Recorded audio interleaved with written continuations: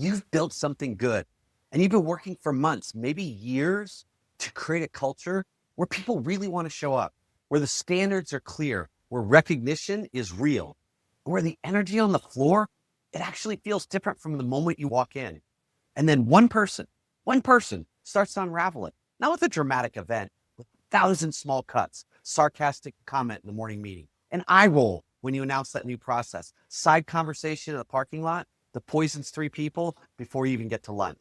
And you know it's happening. Your team knows it's happening, but nobody wants to talk about it. It's like an open secret because the person doing it is one of your top producers. Today, I'm going to show you exactly what to do, when to coach, when to confront, and when to cut, and why waiting is the most expensive decision you'll make this year. 7 minutes, one truth, one execution move. And if you're a leader who's struggling to figure out who to keep and who to let go, you don't know when to coach and when to cut, and if you're trying to figure out how to balance performance and culture, you're in the right place. I'm Chris Hunsicker, and this is the Dealership War Room. This isn't motivation. This isn't theory. This is a daily leadership briefing for people who actually have to produce results in the arena, at work and at home. You're in the war room, so let's go. Let me give you the science behind all this first, because this isn't about feeling good. This is about neuroscience and how your brain and the brains of your people work. Emotions are contagious. We've talked about this before, back in episode 294, but today I want to go deeper. Researchers at Yale studied emotional contagions in work teams. Here's what they found. One person's negative emotions spread to the entire group within minutes. Not hours, minutes. And here's the part that should concern you deeply. Negative emotions spread faster and more intensely than positive ones. It's an asymmetry. It takes 3 positive interactions to counteract 1 negative one. That's Losada's ratio from Monday. But the source of the negativity is consistent. And when it's the same person every day, the ratio becomes impossible to maintain. You lose before you start. Because you're not fighting one negative interaction. You're fighting a pattern.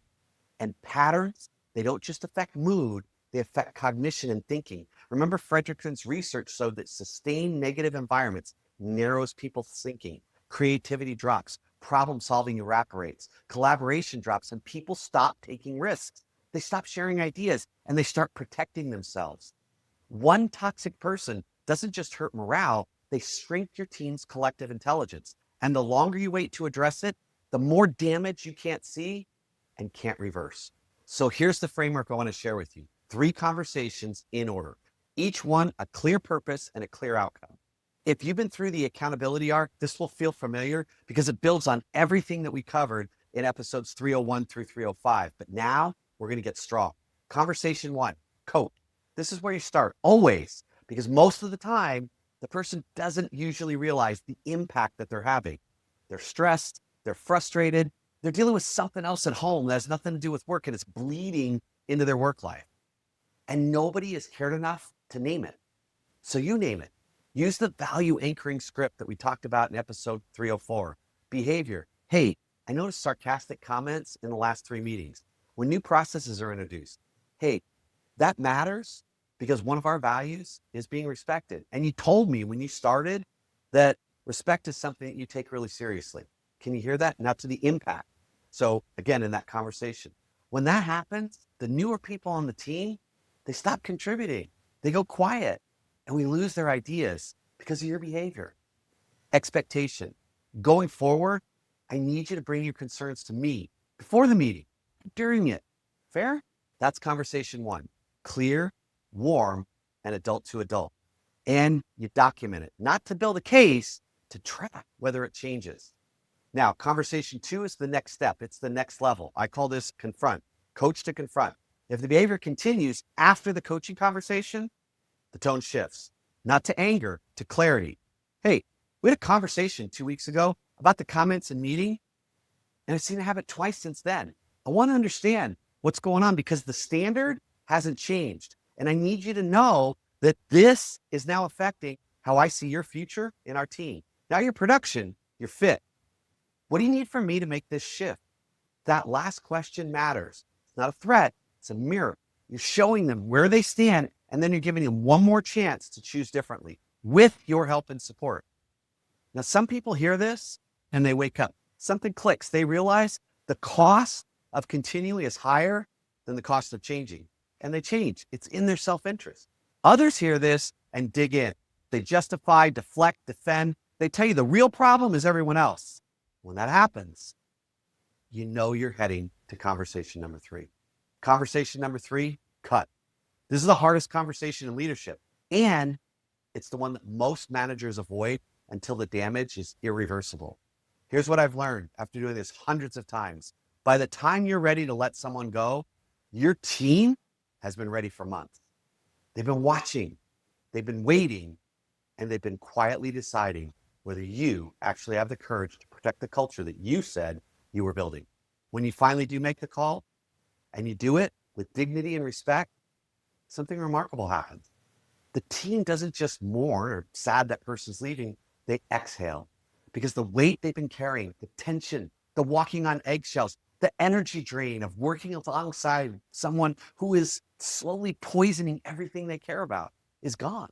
And in the same space that person left behind, the culture doesn't shrink, it expands. People step up, people speak up, people start performing at levels they never could have reached while the toxicity was present. Every single time. You don't sell the same amount of cars, you sell more once he's gone. Here's today's execution move. I call this the 3 conversation map. Think about one person you identified in Tuesday's signal audit, the one whose behavior everyone knows about. Where are you in the 3 conversations? Have you coached? If not, that's your next step. Use the values anchoring script this week. Have you coached and seen no change? Then it's time for confront. Clear, direct, with the mirror, not the hammer. Have you coached, confronted, and nothing has changed? Then you know. You know exactly what conversation is 3. And the only question left is whether you'll have the courage to protect what you spent so much time building and developing, or whether you'll let one person's behavior define your culture for another month. Your choice. The cost of cutting is always less than the cost of tolerating. Always. Map out where you are and then take the next step boldly and with courage. If protecting the culture at this level resonates with you, go to chrishunsicker.com and explore the resources that we're building for leaders just like you who refuse to let one person hold the culture hostage. And if you know another leader in another store who's been avoiding these 3 conversations, who knows what needs to happen but can't quite bring themselves to do it, please send them this episode because their team is already waiting and the culture is already paying the price. Elite leaders don't just build cultures, they protect it. They coach first, they confront when necessary, and they cut when the culture demands it. With dignity, with respect, and with the knowledge that what they're protecting is bigger than any one person, any one number. That's the kind of leader you're becoming. And tomorrow, we close out this arc with the truth that nobody really wants to hear. But once you hear it, it changes everything. You don't just manage the culture. You are the culture.